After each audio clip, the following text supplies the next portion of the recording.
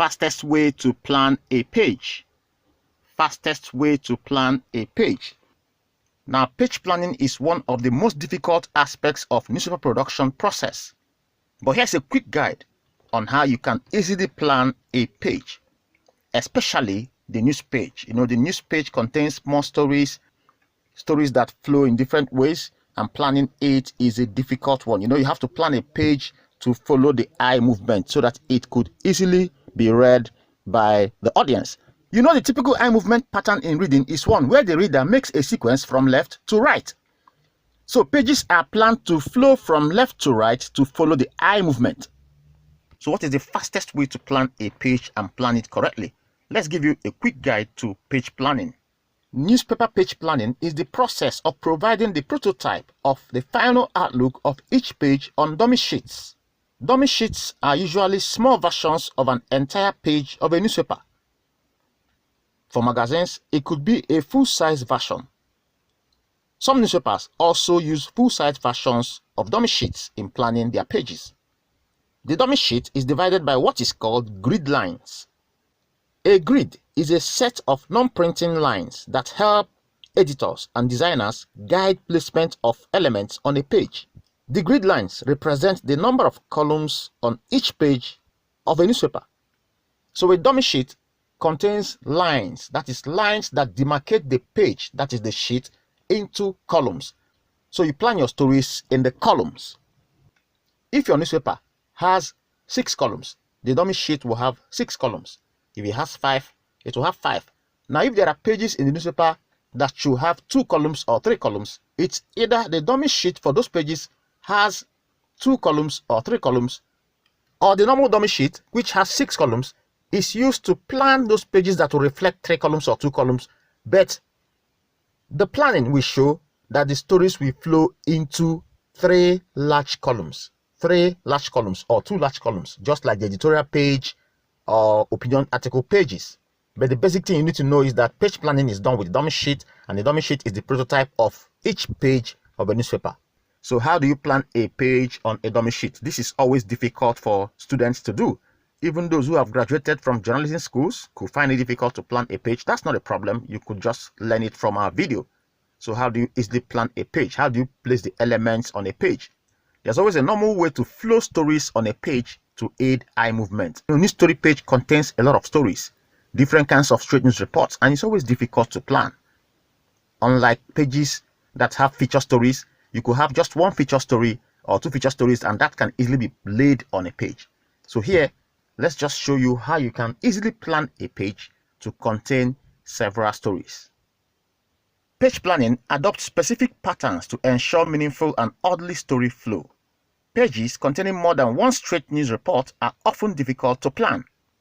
This quick guide we're giving you now is a relatively easy way for planning the news pages of a newspaper. The basic fact to note is that well-planned stories, particularly on the pages containing more than 1 straight news report, assume specific shapes when closely observed. These shapes are 7, reverse 7, capital or small letter I, and box. So when you look at a newspaper, any page you see that has news stories, that's what you see. The stories are shaped in form of 7. Look at the first one on top there. You will see it looks like 7. The one below it looks like reverse 7 after being planned. The one by the far side looks like box. And then you see the other one like 7. Now look at them. That's what they look like. You see they've been highlighted here so that you will see the shapes of those stories when planned. Stories flow this way. So when you're flowing stories on a page, make sure you flow them this way because of the eye movement. The reading pattern is from right to left and of course top to bottom. So when they flow like this. You see 7, 7, reverse 7 and box. Of course, some newspapers have their stories in boxes and then eyes. Just boxes, big boxes, small boxes, and then eyes. Some others mix both 7, reverse 7 and boxes. If you look at this dummy sheet, you will see that the first story is in the form of an eye. The second one is in form of 7. You can see that shape there, shaped like 7. That's how you flow the story from left to right. And then that's the photograph there. And then this third one there, you can see it is reverse 7. Look at the way the story was planned. Reverse 7, top down, and then 3 other columns to make it 4 columns, looking like reverse 7. And then the last one is in a box. You can see it's in a box. So here on this page you have I, or you call it capital letter I. That's the one on the first column. That's the one on the first column. That's capital letter I. And then you have 7, and then you have reverse 7, and then box. That's the last one, is planned in form of a box. You do not plan stories to assume the shape of an L or reverse L. Some newspapers make this mistake, which is a major error in page planning. This is because an L-shaped story affects the story flow such that the readers may not immediately know the continuation of a story. Meaningful story flow is affected by an L-shaped story plan. The meaningful ways to plan a story for the eyes to easily flow as the story is being read are 7, reverse 7, a box shape, and small or capital letter I. Content in a page layout that are appealing to the eyes appear in these shapes and patterns when closely observed. The box shape could include a photograph, which is often part of the story. A story could assume a T shape after planning, but that is a combination of reverse and normal 7.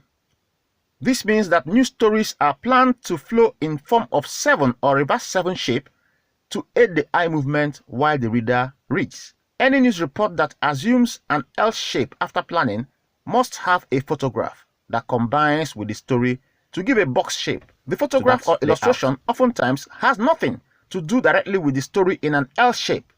The fact here is that no story is planned to assume an L shape independently. The L shape must be part of a box shape containing both the story and an illustration or photograph. This is to ensure that the L-shaped story is isolated from other stories in order not to confuse the reader. You can see this story is shaped in form of L, but it has been put in a box with that photograph there. You will see that the photograph has made it look like a box-shaped plan. You can see that the photograph added to that story, not the one containing the man, but the one containing a group of people, that has made it look like a box, so that anyone reading the story won't have another story coming up in that space where you have a photograph.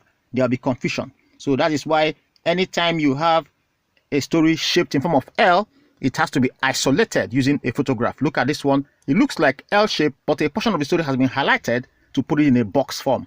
So that portion of the story was highlighted so that no other story will come there to confuse the reader. So you either use illustrations, you use photographs, or you can use highlighted portion of the main story just to make sure that the entire story enters what looks like a box. Here is a quick guide to page planning. If you enjoyed this video, please subscribe to our YouTube channel, like and share our videos too. Also click on the notification button so that you'll always be the first to get our videos.